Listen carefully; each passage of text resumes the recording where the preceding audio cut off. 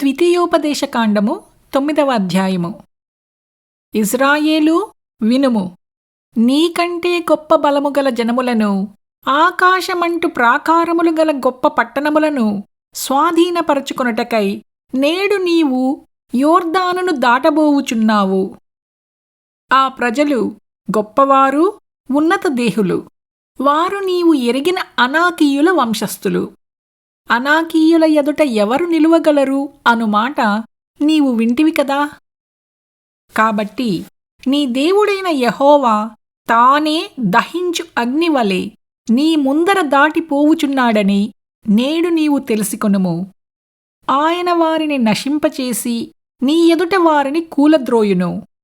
యెహోవా నీతో చెప్పినట్లు నీవు వారిని వెళ్ళగొట్టి వేగమే వారిని నశింపజేసెదవు. నీ దేవుడైన యెహోవా నీ ఎదుట నుండి వారిని తోలివేసిన తరువాత నేను ఈ దేశమును స్వాధీనపరచుకున్నట్లుగా యెహోవా నా నీతిని బట్టి నన్ను ప్రవేశపెట్టనని అనుకొనవద్దు. ఈ జనముల చెడుతనమును బట్టియే యెహోవా నీ ఎదుట నుండి వారిని వెళ్ళగొట్టుచున్నాడు. నీవు వారి దేశమునకు వచ్చి దాని స్వాధీనపరచుకొనుటకు నీ నీతి అయినను నీ హృదయ యథార్థత అయినను హేతువు కాదు. ఈ జనముల చెడుతనమును బట్టియే యెహోవా నీ పితరులైన అబ్రాహాము, ఇస్సాకు, యాకోబులతో ప్రమాణము చేసిన మాటను స్థాపించుటకై నీ దేవుడైన యెహోవా వారిని నీ ఎదుట నుండి వెళ్ళగొట్టుచున్నాడు. మీరు లోబడనొల్లని వారు కనుక ఈ మంచి దేశమును స్వాధీనపరచుకున్నట్లు నీ దేవుడైన యెహోవా నీ నీతిని బట్టి నీకియ్యడని నీవు తెలుసుకొనవలెను. అరణ్యములో నీవు నీ దేవుడైన యెహోవాకు కోపము పుట్టించిన సంగతిని జ్ఞాపకము చేసుకొనుము, దాని మరువవద్దు. నీవు ఐగుప్తులో నుండి బయలుదేరిన దినము మొదలుకొని ఈ స్థలమందు మీరు ప్రవేశించు వరకు మీరు యెహోవా మీద తిరుగుబాటు చేయుచునే వచ్చిరి. హోరేబులో మీరు యెహోవాకు కోపము పుట్టించినప్పుడు యెహోవా మిమ్ము నశింపజేయునంత కోపము మీ మీద తెచ్చుకొనెను. ఆ రాతి పలకలు అనగా యెహోవా మీతో చేసిన నిబంధనా సంబంధమైన పలకలను తీసుకొనుటకు నేను కొండెక్కినప్పుడు అన్నపానములు మాని ఆ కొండమీద 40 పగళ్ళు 40 రాత్రులు ఉంటిని.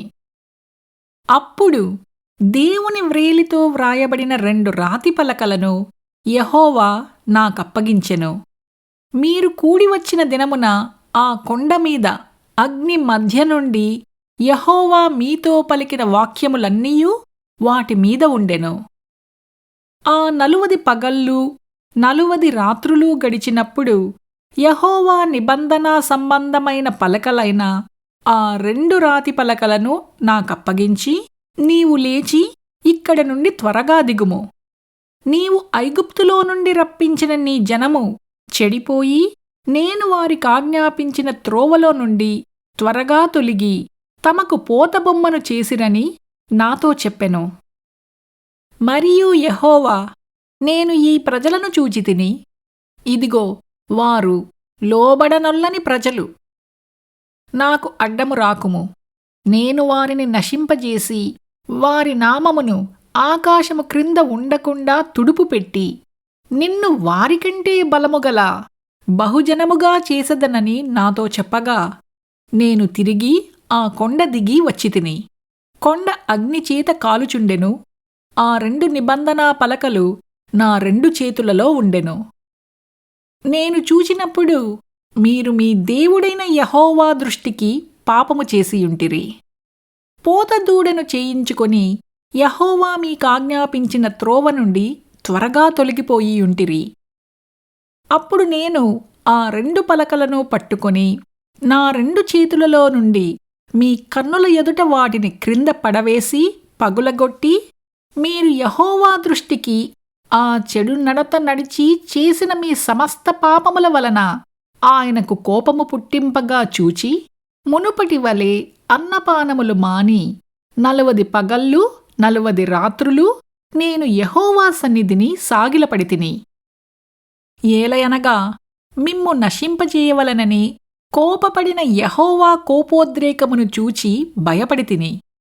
ఆ కాలమందును యెహోవా నా మనవి ఆలకించెను.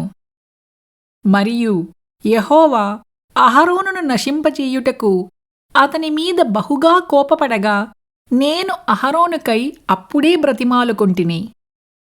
అప్పుడు మీరు చేసిన పాపమును అనగా ఆ దూడను నేను పట్టుకొని అగ్నితో దాని కాల్చి నలుగగొట్టి అది ధూళియగునంత మెత్తగా నూరి ఆ కొండ నుండి పారు ఏటిలో ఆ ధూళిని పారపోసితిని. మరియు మీరు తబేరాలోనూ మస్సాలోనూ కిబ్రోతు హత్తావాలోనూ యెహోవాకు కోపము పుట్టించితిరి.